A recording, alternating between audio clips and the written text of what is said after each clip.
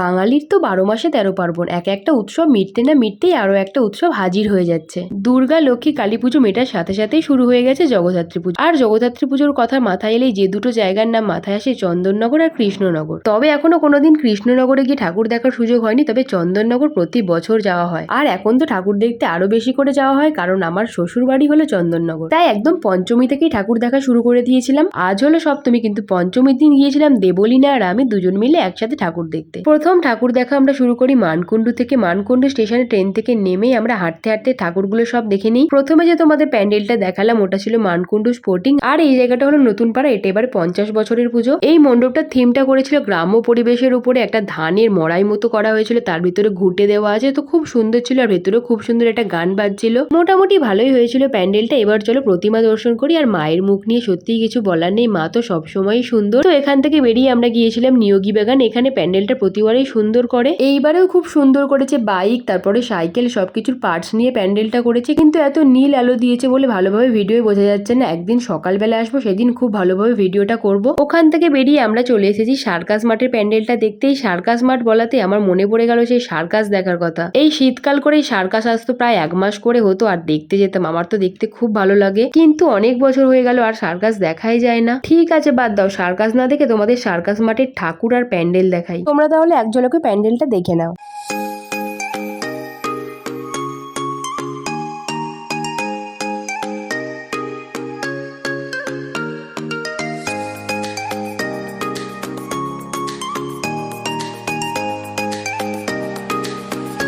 দেখে নিলে তো সার্কাস মাঠের ঠাকুর। এবার আমরা হাঁটতে হাঁটতে চলে গিয়েছিলাম তেমাথা রানী মাকে দেখতে। রানী মাকে না দেখলে মনে হয় যেন ঠাকুর দেখাই কমপ্লিট হলো না। মায়ের এই অপরূপ রূপ সত্যি তোমাকে কিছুক্ষণ দাঁড়িয়ে দেখতেই হবে। রানী মাকে দর্শন করেই পেয়ে গিয়েছিল আমাদের খিদে, তো আমরা খিদে মেটাতে চলে গিয়েছিলাম চা খেতে। এখানে অনেক রকম চায়ের অপশন ছিল, রসগোল্লা চা, লঙ্কা চা, ওইসব চা স্কিপ করে আমরা নর্মাল 10 টাকার চা নিয়েছিলাম। তো চাটা দারুণ ছিল। চাটা খেয়ে এনার্জি নিয়ে আমরা হাঁটতে হাঁটতে চলে গিয়েছিলাম এবার চন্দননগরের দিকে। এবার চলে এসেছি বেশোহাটা, যেটা এবারে 75 বছরের পুজো। এইখানটাতে একদম পরপর 2-3টে ঠাকুর আছে। এবার এসে গেছি দৈবক পাড়া। এখানে ঠাকুরের মুখটা কি মিষ্টি করেছে, একদম অন্যরকম।